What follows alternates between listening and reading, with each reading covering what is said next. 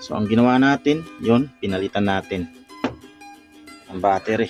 Kasi yun lang ang technique dun. So ngayon mga master, tapos na natin na tornilyohan at ibalik, titestingin na natin.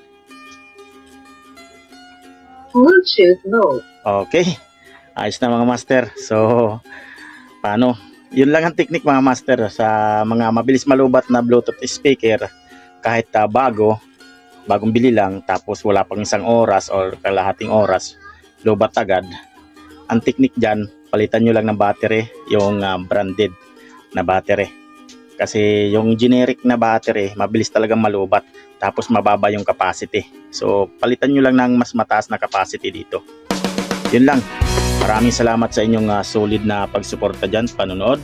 Sana mayroon kayong natutunan sa video ito. Paki-like and share ng ating video at papalo po kung napadaan